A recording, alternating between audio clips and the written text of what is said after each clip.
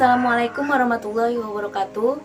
Alhamdulillah di pembelajaran kali ini kita dapat bertemu kembali, yakni pada pembelajaran fikih bersama saya Ibu Mirza. Nah, sebelum kita memulai pembelajaran pada hari ini, marilah kita mengucapkan basmalah. Bismillahirrahmanirrahim. Silahkan anak-anakku sekalian perhatikan video pembelajaran berikut ini.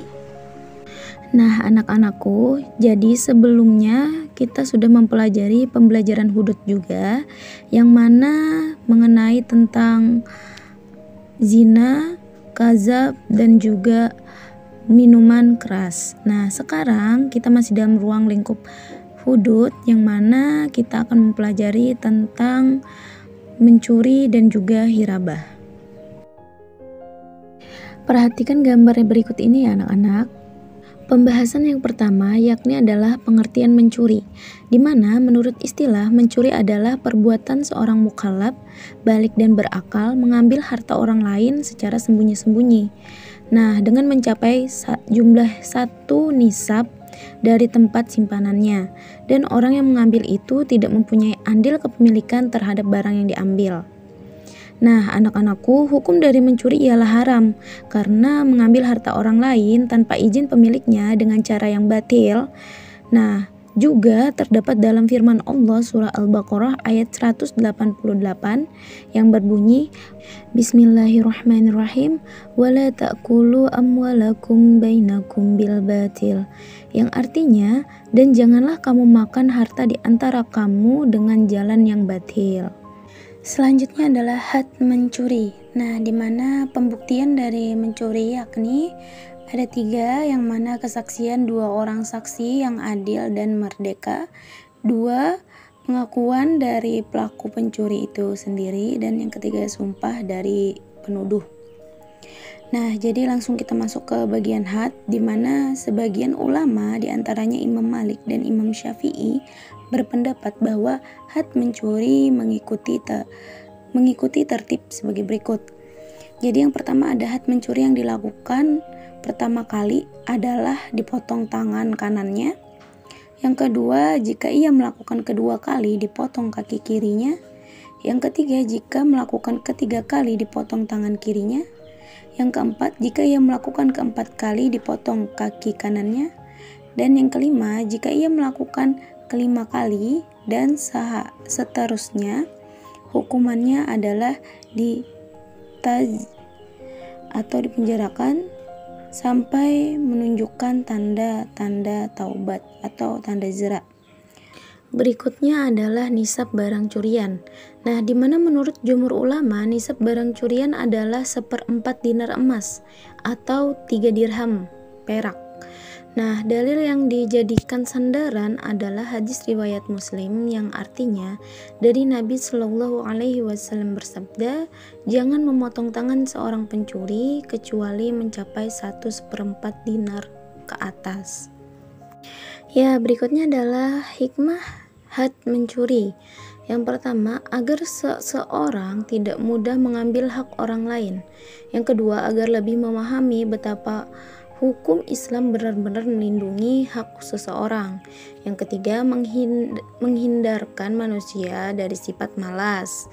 Yang keempat, agar pelaku jera dan terdorong mencapai rezeki yang halal, atau agar pelaku itu jera dan terdorong untuk mendapatkan sesuatu rezeki yang halal baginya dan juga bagi keluarganya.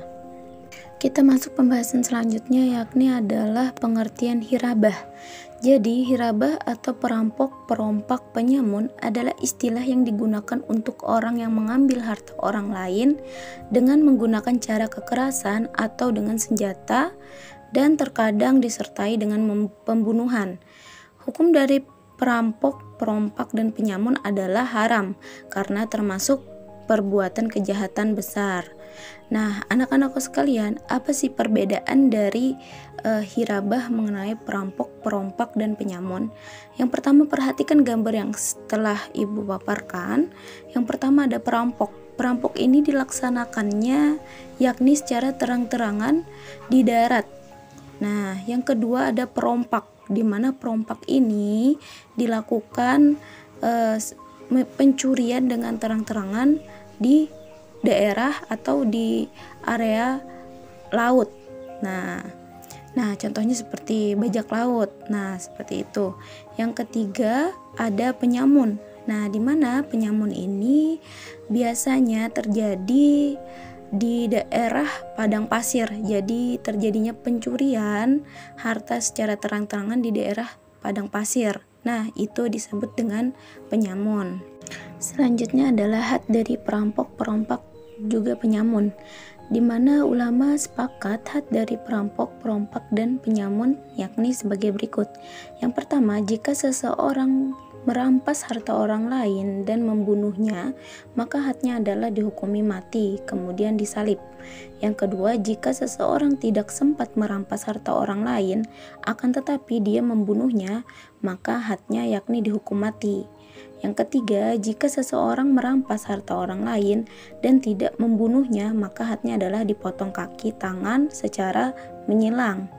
Dan yang keempat, jika seseorang tidak merampas harta orang lain dan tidak juga membunuhnya, semisal ia hanyalah ingin menakut-nakuti saja, maka ia dijatuhkan had dengan penjara atau diasingkan keluar wilayahnya. Selanjutnya adalah di mana perampok, perompak, penyamun yang taubat. Jadi, taubatnya perampok, perompak, penyamun setelah tertangkap tidak mengubah sedikit pun ketentuan hukum yang ada. Nah, namun jika mereka bertaubat sebelum tertangkap, misal menyerahkan diri dan menyatakan taubat dengan kesadaran diri sendiri, maka gugurlah hadnya. Nah, sebagaimana dalam firman Allah Quran Surah Al-Ma'idah ayat 34 yang berbunyi, Bismillahirrahmanirrahim, illal ladzina tabu min qabli an taqdiru alaihim fa'lamu annallaha ghafurur rahim. Yang artinya, kecuali orang-orang yang bertaubat sebelum kamu dapat menguasai mereka, maka ketahuilah bahwa Allah Maha Pengampun, Maha Penyayang. Berikutnya adalah hikmah dari had perampok, perompak, penyamun. Yang pertama adalah menjauhkan seseorang dari tindak kejahatan hirabah. Yang kedua, melindungi hak orang lain dengan aman. Yang ketiga, mendorong manusia untuk memiliki harta dengan cara sah dan halal. Dan yang keempat, agar terwujudnya lingkungan yang aman dan damai. Baiklah, mungkin itu saja pembahasan kita. Selanjutnya seperti biasa ada tugas yang bisa kalian kerjakan mengenai pembelajaran kita hari ini. Tugasnya yakni 1-5. Yang pertama, jelaskan pengertian dari mencuri. Yang kedua, jelaskan pengertian dari hirabah.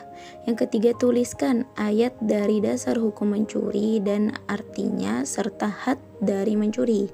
Yang keempat, jelaskan had dari perampok, perompak, penyamun. Yang kelima, sebutkan hikmah dari had mencuri dan perampok, perompak, penyamun atau hirabah.